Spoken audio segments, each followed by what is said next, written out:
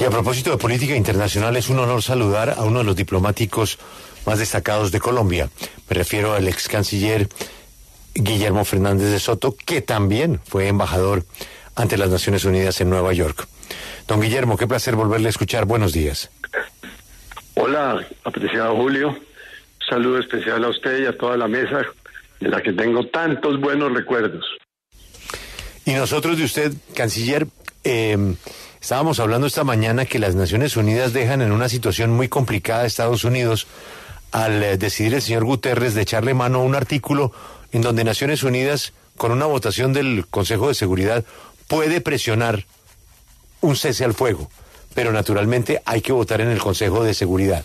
Ese mecanismo, ¿qué tanto tiempo requiere? ¿Cómo funciona, doctor Fernández?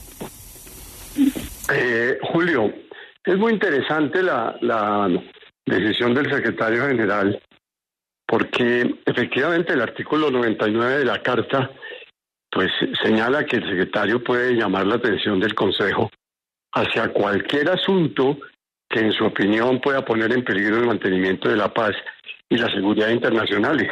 Yo le cuento una anécdota colombiana sobre ese tema. En el protocolo de Cartagena, que me tocó a mí como vicecanciller en el gobierno del presidente Betancur, no existía en la Carta de la OEA esa función para el secretario general. Y nosotros, luego de una extensa negociación, logramos incorporar en la Carta de la OEA que el secretario general de la OEA pudiera llamar en los mismos términos la atención del Consejo Permanente de la OEA sobre cualquier acción que pudiera poner en peligro el mantenimiento de la paz. O sea, es una vieja función que está tanto en la Carta de Naciones Unidas como de la OEA. Obviamente no es una obligación que el secretario general pueda imponer sobre el Consejo de Seguridad. Usted tiene razón. El Consejo de Seguridad tiene que conocer la petición del secretario general y se inicia pues el debate tradicional en el Consejo de Seguridad sobre este delicado asunto. Y ese delicado asunto puede terminar en una resolución que abra caminos, que es lo que todos estamos esperando para que pues termine esta situación tan lamentable que se ha producido a raíz del ataque de este grupo terrorista Hamas el 7 de octubre con las consecuencias y efectos que todos hemos visto. Pero igualmente puede ocurrir otra cosa, la más probable en mi opinión, en que se haga uso del famoso veto. El veto, y aquí vuelvo a otro aporte muy significativo que hizo Colombia cuando se redactó la Carta de Naciones Unidas en el año 45, después de la llamada guerra de los 30 años o la Segunda Guerra, la Primera y la Segunda Guerra Mundial, y es darle el derecho al veto a los 5 miembros permanentes. Colombia, tanto por parte del presidente López Pumarejo como por parte de Alberto Lleras, hicieron un señalamiento en el sentido que el veto iba a hacer casi imposible la funcionabilidad del Consejo de Seguridad para mantener los temas de la paz o para encontrar caminos que, como en este caso, pues realmente logremos superar esta situación. Colombia se opone al veto, se opuso al veto y sigue creyendo firmemente que esto hay que replantearlo, porque los mecanismos de solución de controversias que pongan en riesgo la paz y la seguridad internacional queda un poco desabrida. Yo le cuento, por ejemplo, que en el caso de Ucrania tuvimos que llevar a la Asamblea General la resolución por la cual se condenó la invasión de Rusia a Ucrania, porque en el Consejo hubo veto. Yo no sé si en este momento eso pudiera pasar. Es difícil porque las circunstancias pues ciertamente han cambiado. Pero ese es el esquema, ese es el escenario que se puede presentar en el Consejo de Seguridad frente a un requerimiento que por lo demás es el cumplimiento de una obligación y de una función que tiene el secretario general. Señores canciller, me quedo con algo que usted dijo por su experiencia, y es que usted cree que va a haber veto, el voto de los Estados Unidos, uno de los 5. Pero ¿qué pasa si usted se equivoca y no hay veto? y efectivamente por razones políticas, año electoral, el señor Biden no se quiere echar al mundo encima y dice no, Estados Unidos vota por el cese al fuego y hay resolución.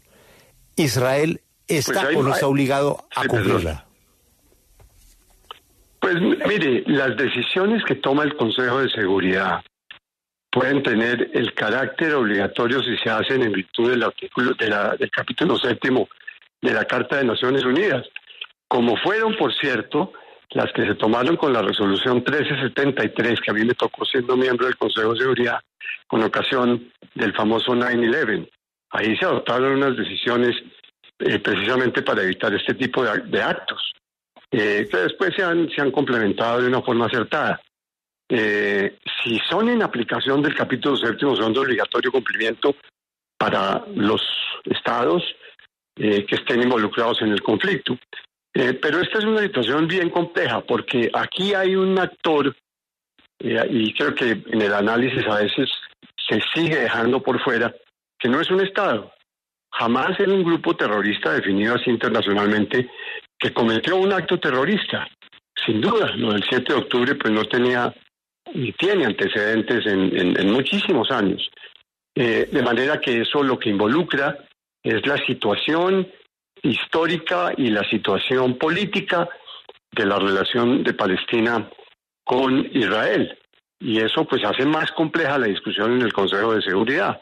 De manera que yo sigo creyendo que es muy difícil llegar a un entendimiento.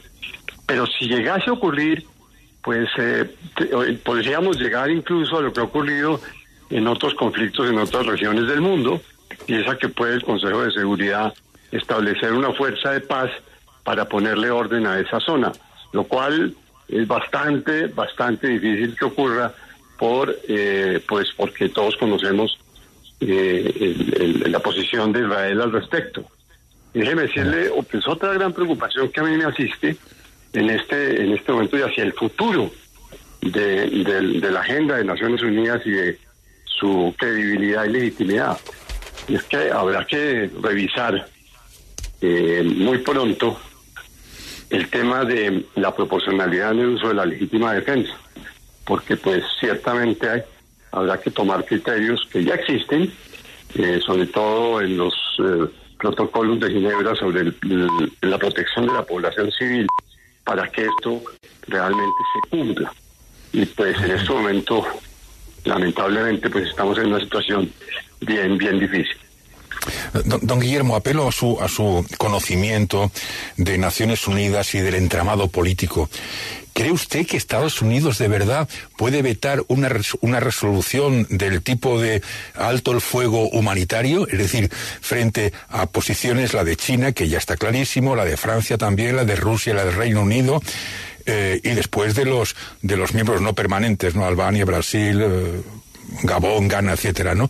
¿Cree usted que políticamente Estados Unidos en este momento, después de ver las imágenes que se han producido en la Franja de Gaza, con miles de niños y mujeres muertos, puede ejercer su derecho de veto frente a la petición de un alto el fuego humanitario? Pues mire, yo le agradezco su pregunta porque efectivamente toca una parte muy sensible de este dramático caso. Hay que distinguir el tema humanitario de Estados Unidos. Al contrario, han tratado de encontrar soluciones humanitarias en todo este proceso, largo proceso. Ojalá que hubiera ocurrido lo mismo en Ucrania, que resulta que también en esa invasión han ocurrido cosas verdaderamente terribles. No porque tengan los mismos orígenes, pero en el fondo, si usted me pregunta mi posición personal y mi sentimiento es que ojalá haya un alto al fuego, pues mucho más largo que el que se ha hecho en estos días, que es una especie de tregua, y se pueda entrar en un proceso de negociación en unos términos pues aceptables para Palestina y para Israel, porque yo quiero volver a insistir en que lo de Hamás fue inaceptable. Y fue inaceptable por la forma como actuó, por quienes lo ayudaron y sobre todo porque pues hacer un acto de esa naturaleza todavía estamos viendo las consecuencias y esto pues pues hay que evitarlo. Ojalá que los Estados Unidos no lo vete, ojalá que haya un entendimiento, pero no solamente, créame, no es solamente la posición de Estados Unidos. Sí. La posición de Estados Unidos ha estado con una presencia permanente. El secretario Blinken ha estado haciendo allá una tarea no solamente con Israel, sino con los países árabes, pues porque es que efectivamente el conflicto puede extenderse en una región que todos sabemos lo complejo que es en el manejo de una situación como esta. O sea, mi ilusión es que ojalá encontremos un camino y que el Consejo de Seguridad pueda cumplir con su mandato. Pero lamentablemente yo creo que no es solamente Estados Unidos, sino otros países con capacidad de veto los que pueden también no estar de acuerdo con la resolución o el proyecto de resolución que se presente. Que es complejo, pero ojalá le puedan demostrar al mundo que su función se puede cumplir. Doctor Fernández de Soto, pero ¿usted cree que esta decisión de invocar ese artículo es un hecho puntual que va a suceder en este caso y únicamente en este caso? ¿O usted cree que estamos ante un precedente de una conducta que se puede volver reiterativa frente a los conflictos en el mundo? No, yo creo que el secretario general lo ha hecho varias veces. Lo que pasa, claro, es que en este caso tiene una connotación mucho mayor. Pero si ustedes leen con cuidado el artículo 99 de la Carta, pues es una función apenas natural y lógica que tiene el secretario general de llamar la atención. Ojo, dice claramente, ¿no? Es llamar la atención. No es que la propuesta del secretario general sea vinculante ni obligatoria. Tiene que entrar el Consejo de Seguridad a analizar y a mirar lo que está ocurriendo. Yo quiero recordarles algo que también se olvida en el análisis. El veto fue un punto de negociación entre las grandes potencias que acababan de parar la Segunda Guerra Mundial, porque de lo contrario, pues no hubiera seguramente Rusia, me atrevo a especular con la historia, ingresado a las Naciones Unidas. Y eso pues hubiera debilitado enormemente en ese instante pues lo que se pretendía hacer, que era tener una institución en donde todos pudiéramos dialogar y todos pudiéramos tratar de que no hayan más guerras y tratar de que hubiese una institución que mantuviese la paz y la seguridad y encontrara fórmulas. Por eso Colombia se opuso, porque se dio cuenta que el veto no era conveniente para esta situación. Pero eso fue un pacto que se negoció, un acuerdo que se negoció determinante para la firma de la Carta de 1945. Señor ex canciller, usted ha tocado un tema que me parece importante y que ojalá sea tenido en cuenta en las Naciones Unidas: la proporcionalidad. Hoy el Financial Times saca una descripción de los artefactos que está usando Israel contra Gaza. Son por encima de 1.000 al día. Hay veces que han llegado hasta 5.000. El daño es comparable a los tiempos de guerra de Alemania. El MK-84 es un artefacto que pesa 1 tonelada. 1 tonelada. Los otros cohetes que ellos han analizado concluyen que van a devastar absolutamente Gaza. Ahí no va a quedar nada. Es de una potencia y de una capacidad, de un rango de daño, esa es la palabra que usan, un rango de daño que no va a dejar piedra sobre piedra. Y eso está pasando en este momento. Comienzo por condenar lo que pasó hace 2 meses, un día como hoy. Es inaceptable y hay que rechazar lo que hizo esa organización terrorista contra civiles en territorio de Israel.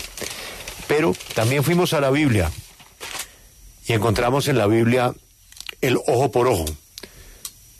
Pero don Guillermo, aquí ya vamos en ojo por 20 ojos, de los cuales la mitad de los 20 son niños y mujeres. Usted usó la palabra proporcionalidad. ¿Qué proporcionalidad puede haber ahí o cómo se maneja eso? Es muy difícil entrar a definir ese tema. Por eso yo le digo que con lo que ha ocurrido, con un hecho real y objetivo, pues obviamente ese concepto va a haber que replantearlo hacia el futuro. Eso es inevitable. Y pues toda vida humana que se pierda, pues hay que lamentarla, hay que llorarla, y las condiciones de lo que está ocurriendo allá pues son realmente preocupantes. Ahora, esto me permite hacerle una pequeña disquisición, Julio. Mire, el mundo no se ha dado todavía cuenta de lo que está ocurriendo con el avance tecnológico en materia de armas. Ya no estamos en simplemente un problema de una bomba atómica como fue la de Hiroshima y Nagasaki.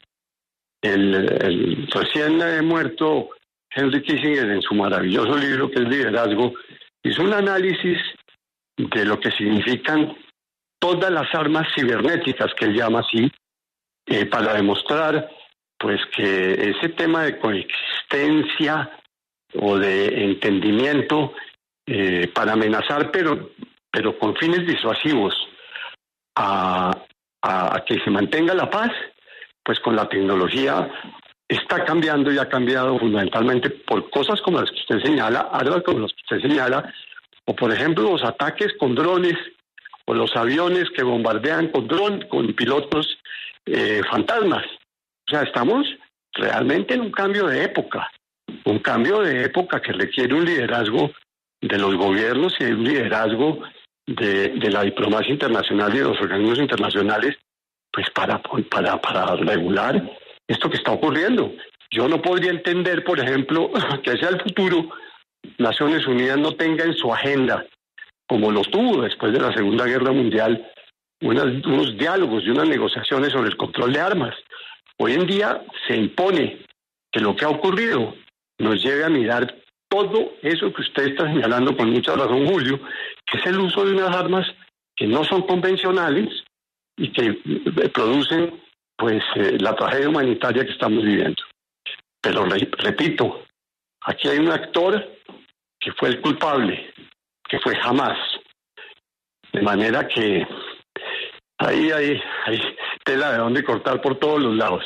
Pero quería hacer esas dos disquisiciones porque me parece que hacia el futuro la agenda de Naciones Unidas no puede evitar, no podrá evitar entrar a regular y entrar a negociar.